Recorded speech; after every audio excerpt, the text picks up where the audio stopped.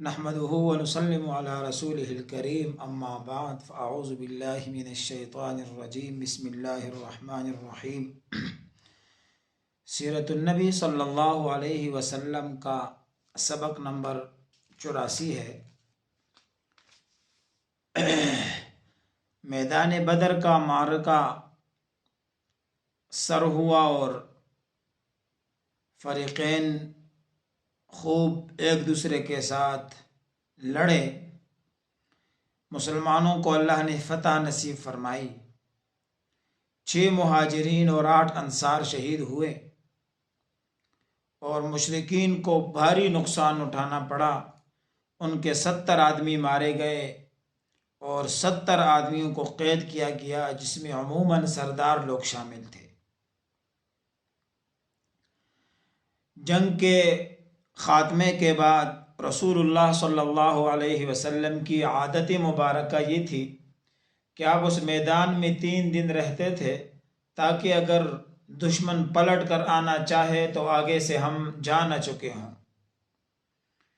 لہٰذا 3 دن تک آپ میدان بدر میں رہے اور اس کے بعد آپ نے اپنی سواری پر کجاوا کسنے کا حکم دیا اور آپ صلی اللہ علیہ وسلم پیدل روانہ ہوئے، اور آپ نے حکم دیا تھا ان بڑے بڑے سرداروں کو قتل کرنے کے بعد کہ ان کو ایک گندے خبیث کنویں میں ڈالا جائے۔ سب کو اس کنویں میں ڈالا گیا تھا، تو آپ جاتے ہوئے اس کنویں پر آئے اور کنویں کے کنارے کھڑے ہو کر آپ نے فلاں ابن فلاں، ابو جہل بن ہشام، عتبہ بن ربیعہ، ایسے نام لیے سب کے، اور سب کو مخاطب کر کے کہا، کیا تمہیں یہ بات خوش آتی ہے کہ تم نے اللہ اور اس کے رسول کی اطاعت کی ہوتی؟ کیونکہ ہم سے ہمارے رب نے جو وعدہ کیا تھا وہ پورا کر دکھایا، اور کیا تم سے جو تمہارے رب نے وعدہ کیا تھا اسے تم نے حق پر پایا؟ کیا بنا اس کا؟ حضرت عمر رضی اللہ تعالیٰ عنہ گویا ہوئے کہ اللہ کے رسول، آپ ایسے جسموں سے باتیں فرما رہے ہیں کہ جس میں روح نہیں۔ تو آپ نے رسول اللہ صلی اللہ علیہ وسلم نے جواب دیا، اے عمر، یہ ہم سے زیادہ سنتے ہیں۔ قسم ہے اس ذات کی جس کے قبضہ قدرت میں محمد کی جان ہے، میں جو کچھ کہہ رہا ہوں تم سے زیادہ یہ لوگ اس کو سن رہے ہیں، لیکن اتنی سی بات ہے کہ یہ جواب نہیں دے سکتے۔ یہ آپ نے مشرکین پر کنویں کے سائڈ پر کھڑے ہو کر خطاب کیا۔ اس کنویں کو آج بھی وہ کنواں موجود ہے، اور اس کو ہم نے دیکھا عمرے کے سفر میں۔ اللہ سب کو عمرے کی سفر کی توفیق دے اور پھر ان مقامات پر جانے کی توفیق دے جہاں آپ نے نشان لگائے تھے کہ یہاں فلاں مرے گا، یہاں فلاں مرے گا۔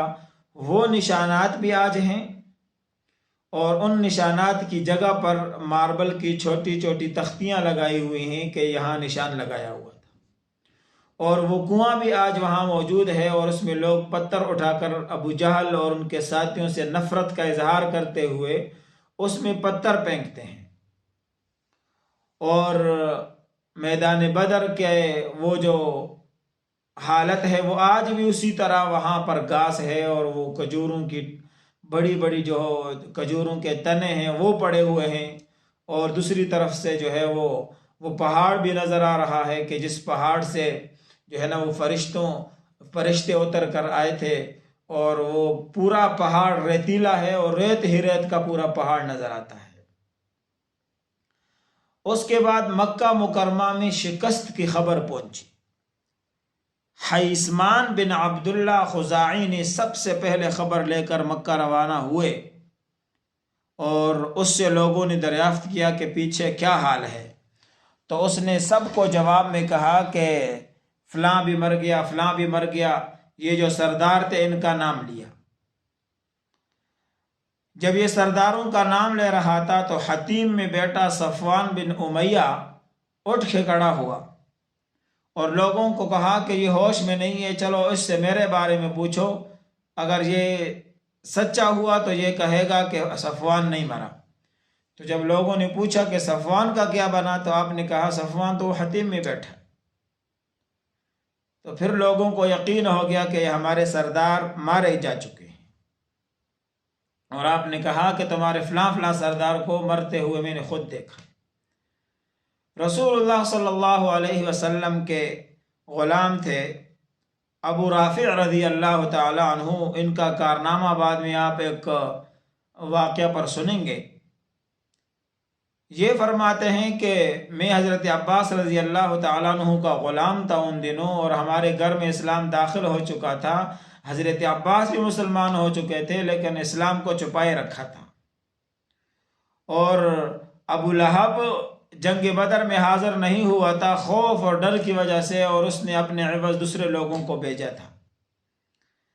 ابو لہب میں چونکہ تیر اندازی تیر وغیرہ بناتا تھا، تو میں تیر بنانے کے لیے اپنی جگہ پر بیٹھا ہوا تھا۔ اس نے جو ہے نا یہ ابو جہل میرے پاس آیا، اور ابو جہل آ کر ایسے لڑکڑاتا ہوا میرے پاس آیا اور کہنے لگا کہ یہ کیا معاملہ ہے۔ تو اتنے میں ابو سفیان، وہ جو قافلہ بچ گیا تھا، وہ آ گئے، وہاں پہنچ گیا۔ تو اس نے کہا کہ میرے پاس آؤ، میری قسم میں تمہارے پاس ایک خاص خبر لے کر آیا ہوں۔ تو ابو لہب کے پاس بیٹھ گیا، اور لوگ دوسرے کھڑے تھے۔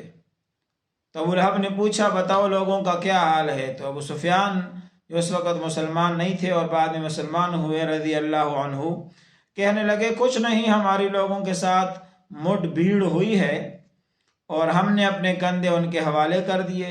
وہ ہمیں جیسے چاہتے تھے قتل کرتے تھے اور قید کرتے تھے۔ خدا کی قسم میں اس کے باوجود لوگوں کو ملامت نہیں کر سکتا کہ ان کے پاس ایک ایسی لشکر تھی، ایسے چتکبرے گھوڑے ہمیں دکھائی دیے کہ وہ کسی چیز کو نہیں چھوڑتے تھے، اور ان کے مد مقابل کوئی چیز جو ہے نا وہ ٹک نہیں سکتی تھی۔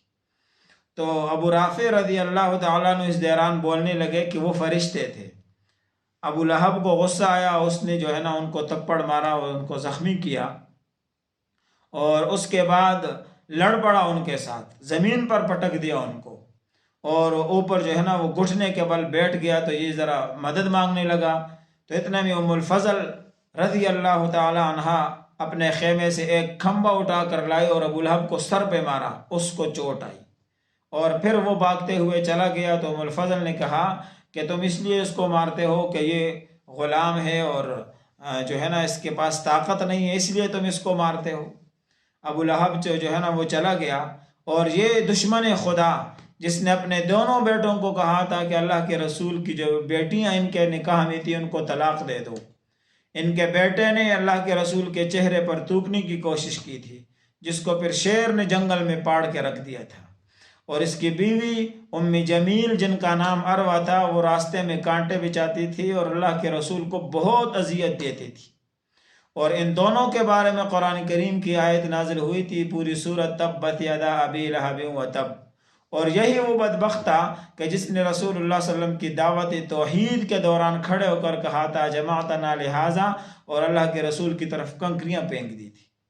اس بدبخت نے اللہ کے رسول کو بہت اذیت پہنچائی، حالانکہ ولادت پر جشن منانے والوں میں تھا، لیکن جب بات مشن کی آئی تو سب سے بدتر پہلے جس آدمی نے اللہ کے رسول پر پھینکا تھا وہ یہ تھا۔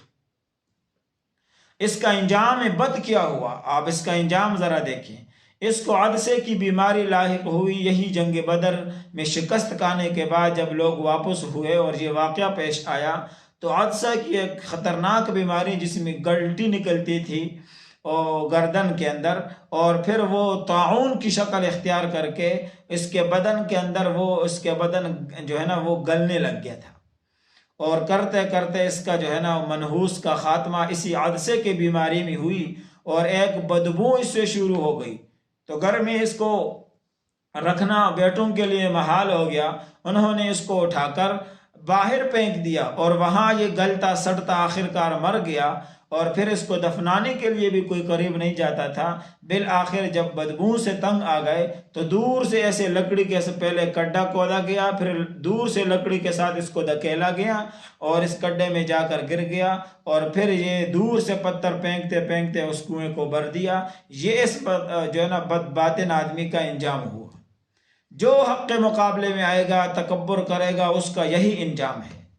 انبیاء کی مخالفت کرنے والوں کا یہی انجام ہے۔ انبیاء کے ورثاء علماء کی مخالفت کرنے والوں کا بھی یہی انجام ہے کہ پھر اپنے گھر کے افراد ان سے نفرت کرنے لگتے ہیں، اور پھر بالآخر اس کو وہاں جو ہے وہ غرق کر دیا گیا۔ اور اہل مکہ کے اندر شکست فاش کی خبروں نے مایوسی پلا دی، اور یہاں تک کہ مکہ والوں نے نوحہ منع کرنے کے لیے اعلان کر دیا کہ کوئی اپنی میت پر نوحہ نہیں کرے گا، کہ نوحہ کرنے سے حوصلے اور ٹوٹ جائیں گے اور مسلمان خوش ہوں گے۔ بالآخر کفار اپنے انجام کو پہنچے، اور پھر مدینہ منورہ خوشخبری پہنچی، انشاءاللہ آئندہ کے سبق۔